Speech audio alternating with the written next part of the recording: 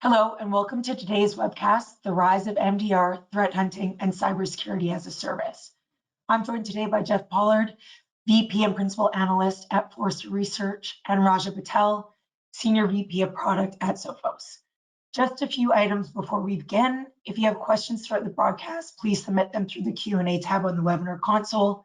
We'll try to address as many of these as possible at the end of the webcast.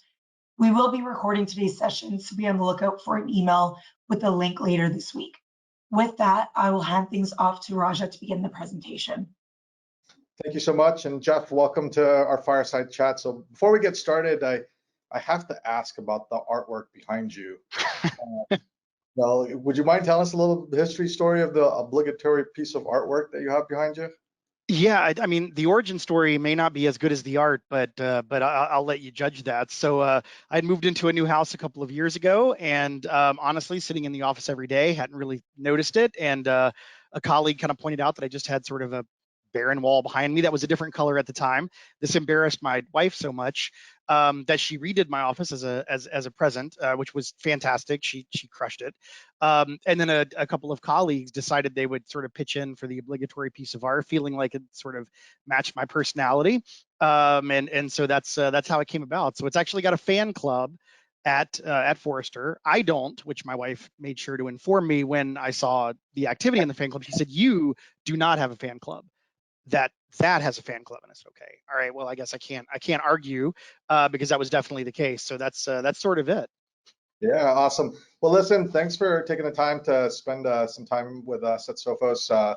And our topic of choice today is about the world of managed detection and response. In your own words, can you describe what MDR is? Yeah, so we sort of classify managed detection and response as kind of a new form of managed security service. Now, to be clear, that doesn't mean that it's only offered by MSSPs or anything like that, right? It's a managed security service, but not like the old kind, frankly. We do view it as kind of a new thing. And the way that we really sort of frame up managed detection and response for us is that it is something that starts with the endpoint as kind of the primary place that a lot of detection is driven and response actions are driven, but also ingest beyond that, right? So kind of XDR is a part of MDR because EDR alone is not sufficient in these scenarios. And it also includes things like advanced analytics, threat hunting, security automation and orchestration, but most importantly, it includes response actions. So not just finding the bad thing, but also collaborating or performing the response automatically on a customer's behalf or working with them so that way they can execute the right response. What we find out there in the world of MDR and XDR is that the R tends to be very little, and the detection part can be sort of outsized, which is great, but we've done that for a long time. Security has spent a good bit of its history finding bad things, and we still have to do that, but responding to those things is what a lot of organizations need help with. And so that MDR, the R, is every bit as important as the detection, and both of those aspects being managed is what brings it together. Yeah, it's awesome. We feel the same way in our view of MDR and its evolution. MDR is delivered in a lot of delivery models, right? Like different vendors have different capabilities. Customers are not going to rip and replace their tool sets overnight for a particular piece. How do you describe the different delivery models and how customers actually start taking advantage of an MDR service?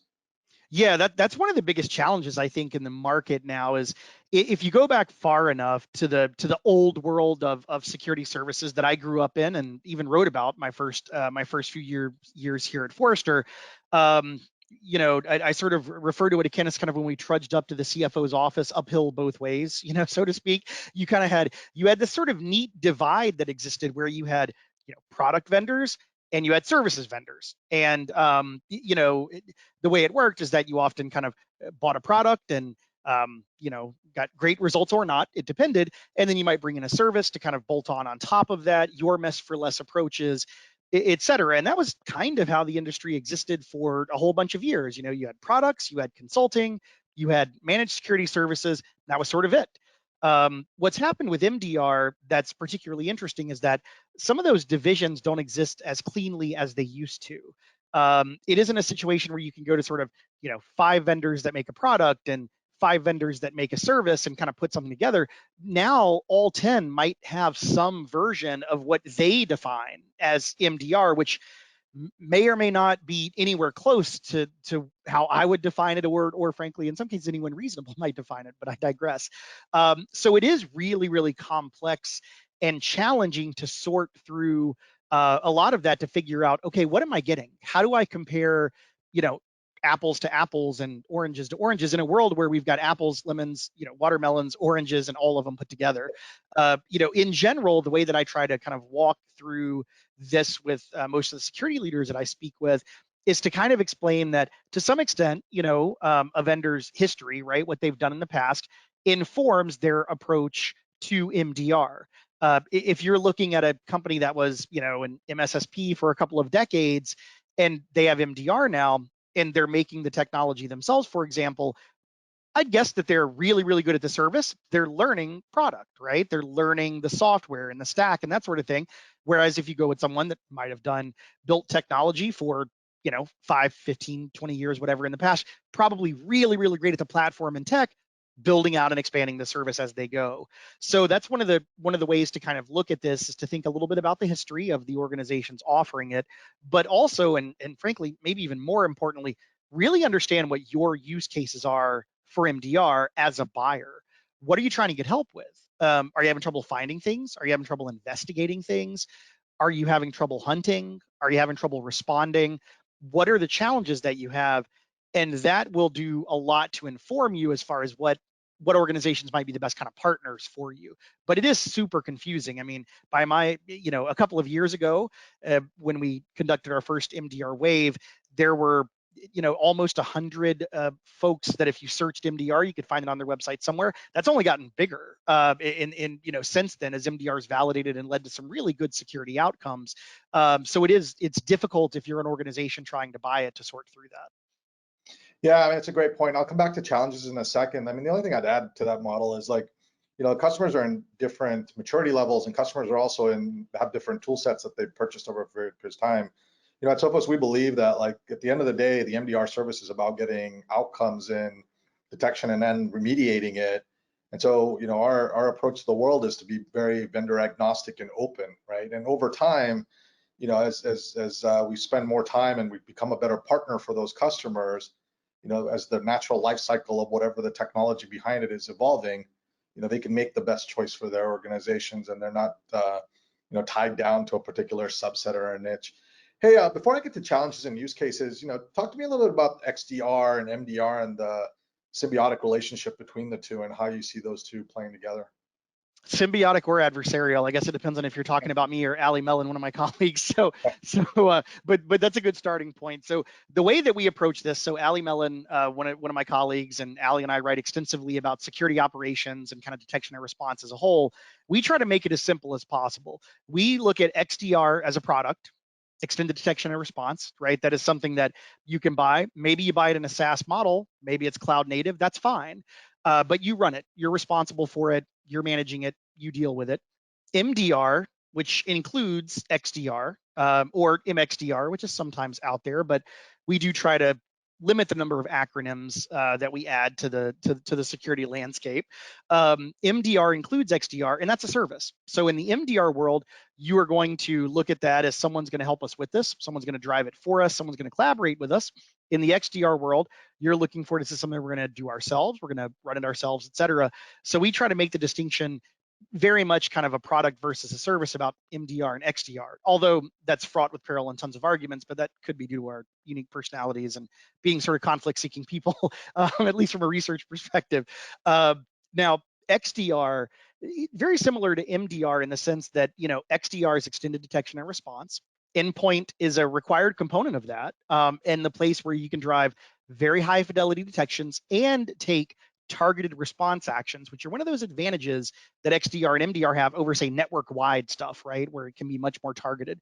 And then the additional ingest, right, that extended part of detection and response in the case of XDR is going beyond that endpoint to ingest more data, logs, telemetry, et cetera, that ultimately augments the detection that you're driving across the endpoint and lets you make better choices for response actions. So at a high level, product versus service, kind of straightforward, although there's a lot of blurring of those lines, as I mentioned. But then they both kind of start from the same place, endpoint with ingest that's designed to augment, complement, corroborate what you see there, and then drive response actions. Yeah, fantastic. Let's wrap back out. Like, what do you see in terms of the challenges and the use cases that customers are after, and what predominantly would lead them to go to an MDR service versus rolling out their own XDR product? Yeah, I think first and foremost, I often say the heart of MDR and XDR is detection. When I talk to organizations that are looking at MDR, looking at XDR, it is very much about the threat. They are concerned about their ability as a team, as an organization, to find all of the bad things, of which there are more and more every day, every year, whatever it is. So they are hyper concerned about that. But there's also sort of a second part to that, which is they're also hyper concerned about making the right decision about that thing. Superior detection is something that we often hear discussed and talked about. But the other side of the story is that you understand what you detected, that you actually classify it the right way, that you understand what else to look for, that you don't make a bad decision. Because one of those things you see consistently in breaches is that there was something that stood out. If you go far enough back, and it was a wrong decision, incomplete information, maybe someone didn't have enough time to investigate it, et cetera. And so a blip shows up and it just goes unnoticed, or a bad decision's made about it. And so a big part of this is not just detection, but also context and being able to explain the sort of macro aspects of that threat, what else to look for, maybe who's this is attributed to, what else they do. So that's kind of the first part of it. The part about the collaboration and how that plays in is that a lot of organizations want to make response actions, but again, they second guess themselves, but also they want someone to make sure they do that right, that they get it right, and someone watching after they do it to make sure that it was effective, that it was successful. And so MDR brings that to the table. So you find something, let's say you stop it, you limit it. Well, once you make that action, once you make that decision, you want to know what was right. You want to know that they didn't go from one thing to another. MDR gives you that without having to just kind of put boots on the ground. So that's another big part of it, right? Is that kind of full life cycle of detection, investigation, containment, response, eradication, et cetera. It's kind of more holistic. They want help across all of those. The other big part of it is around threat hunting.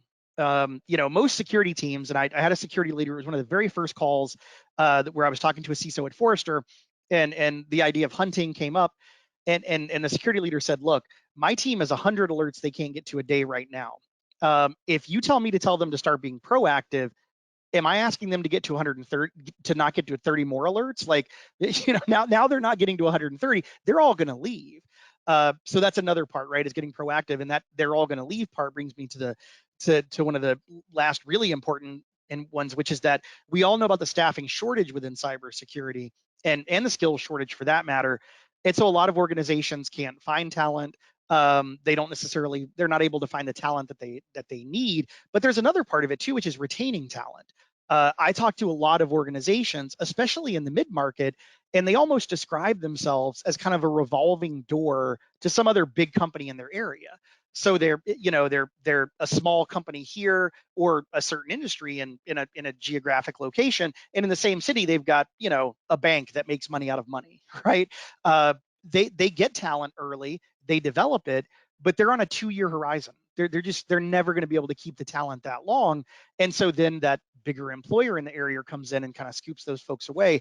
And so for those organizations, MDR represents not a way to retain talent, but a way to sort of preserve continuity. They're able to bring talent in, train it, and then if that talent departs, that's okay, because they've got someone else there that knows things, that is helping the next set of talent become that person that might also depart in 2 years. So that's one of those other areas where it's not just the staffing shortage and skill shortage that plays into MDR too, but what I see is a lot of it is about talent retention, especially for smaller to mid-size orgs that just know they can't keep people. Yeah, absolutely. And we've seen it, and as our service has grown over time, it's that the talent pool that manages the outcomes for our customers is a very solid bunch, right? Like they're a group, they cohort together as they start to do from reactive to proactive. They know what they're looking for. They've got others in the organization that can give them tips so they can get to proactive, and that kind of drives economies of scale that can provide this group of experts for a broader set of customers. And what they learn at one customer environment benefits everybody that's under the service umbrella because of that tight cohesion. Speaking of threat hunting, this weekend at home, I learned a new threat hunting skill myself. I live in Chandler, Arizona, and there are scorpions out in the backyard. And my neighbor came over with a black light and a torch, and we went threat hunting. It was quite fun, but it's probably not the threat hunting that we're going to talk about today. So talk to me a little about threat hunting. How do you describe threat hunting from normalized reactive detections in the marketplace? Yeah, so one, the kind of threat hunting you did, I'm petrified of, and would absolutely probably ask my wife to do for me because she handles that part. I do the computer stuff, she handles all the other stuff. Don't judge me. So threat hunting is one of those topics that I'm hyper passionate about. It is one of those really confusing topics in the industry, and I'll give you an example of that. I was on a Reddit thread a couple weeks ago, and it was something about sort of what happens in your SOC, what do you see, and someone kind of posted a threat hunting response, and immediately the reply they got back was, wait, is that what threat hunting is? I do that. And they were like, yeah, that's it, that's what I do, I work at so and so or whatever. And it was interesting because here are some practitioners, right, some folks in the SOC that do detection, do response, but they don't even know when they threat hunt. They just didn't think about it that way. To us, and the way that we've talked about threat hunting is that, one, threat hunting does require people. It is something that requires a human being, because threat hunting is inherently creative. You need to start with a hypothesis, and that's where the creativity can come in. And then you need to actually go and hunt across your environment. So part of what you have to do is, one, brainstorm that hypothesis. That might come from threat intel. It might come from analytics. It might come from data. In fact, a hypothesis might come from an automated analytic that you run. That's awesome. That that's not excluded, but it's that part where you think about it and then you apply it in new and interesting ways to then hunt inside the org. That's where it is, right? So you start with the hypothesis, you have a methodology, you make sure you can actually hunt for it and find it. You've got the right data, you've got the right tool sets, and then if that hunt is successful, you do something. But the definition of success varies a lot. That's one of the other parts of the running that confuses folks. We often think of defining threat hunting successfully as, we found something, you found scorpions, right? You took care of that. But if you don't find scorpions, look, it doesn't mean they're not there, but it also means as of that hunt, they weren't there, right? There's an assurance that's a positive. So one of the good outcomes of threat hunting can be not finding anything. Hey, we looked for this, it's not there. They're, based on this exercise, they're not in right now. So that's one of the values. It also helps you learn a ton about the environment, and it can help you work across the organization with folks that you may not normally work with. So, hunting is one of those things, especially for security teams, where if they are crushed under that sort of 100 alert issue, they're not going to be able to hunt. But once you start doing it, you will find yourself benefiting from it and starting to be able to prune down and harden the environment where maybe you don't have to face those 100 alerts. Yeah, absolutely. What would you say the major skills are required for a good threat hunter? So I think one is creativity, and obviously I said that a couple times, and it might even seem obvious or redundant, but I think it's really important to dive into this one, because one of the common trends out there that we see in security operations, and frankly, it's one of those trends that has to happen, automation and playbooks, right? Formalizing that structure, and we have to do that. I mean, you have to do it for forensic reasons, you have to do it for methodology reasons, and frankly, it just makes sense, especially if you want to automate.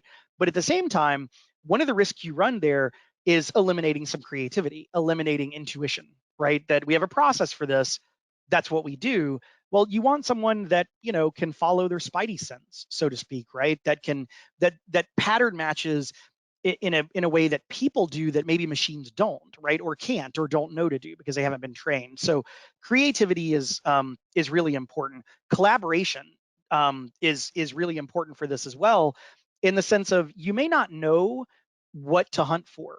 Let's say that you're in an environment, they have SAP. You're a security person, endpoint, maybe you know network. Do you know SAP? I don't. That's one of those niches. So what if you go to your SAP team and say, hey, what are some of the things an adversary that knows SAP would do? Or, whatever, Salesforce, whatever technology it might be. And chances are they've got a pretty good idea of, hey, here's what I would do if I were in their shoes. So you collaborate, and that's where you start to look for those things, right? So collaboration is really important.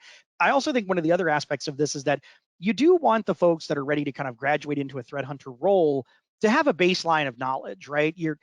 It's not someone that's been 2 years on the help desk in IT that comes over to the SOC, spends 3 weeks in the SOC, and then can hunt. Maybe that person exists, but they're kind of an exception.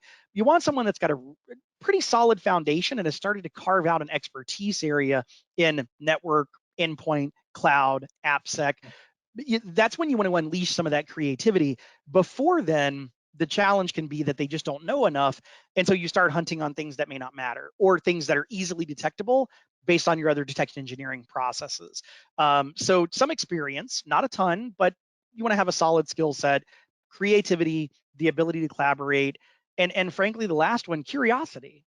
You have to be motivated to look for it, right? You have to want to find things because that's where the other stuff's going to come from. So you also want someone that's able to stay curious, and frankly, that requires some aspects of culture that some security teams may struggle with, because you've got to keep people curious, and burned out people are not often curious, right? Because they're burned out. Yeah, absolutely. And we see it too, like in our, security operations functions that manages our managed detection and response service. You've got that community again, right? That community of the curious, and they get creative as they work through problems themselves. They get curious about what they've seen as a peer do, to see if it's present in their own customers' environments. And it almost amplifies the value of a managed service, because these experts get to collaborate a lot together. At the end of the day, there's a lot to consume here, right? It's mind-boggling, and customers could have a hard time figuring out where do they start, right? And shortcuts at the end of the day are very awesome. So where would you recommend people actually start in order to go through a discovery of a managed detection and response service? Yeah, so I think first and foremost, one of the most important things, again, is to know your use cases. And I'll give you an example of that. I talk to a lot of organizations, more in years past, but it still comes up every now and then, where the conversation starts, okay, we have an MSSP, and we've worked with them for X number of years. They're okay. We're really curious about MDR. What's the difference? Or can MDR replace my MSSP? And I have to kind of walk them through. No, not a good MDR. No, it should not replace your MSSP. In fact, if it looks like it does, abort. Like, let's go another direction, please. Like, let's bring some other folks in there, because you're not getting the right sort of explanation of what this is. So that's first and foremost, right? Is really kind of understand your use cases. Also, as you go out and look at the organizations that offer MDR, make sure that you're getting what you want. Let me give you an example there. There are a lot of different tiers and versions of MDR that exist. Some that are a little more self-service, some that are very, very highly collaborative.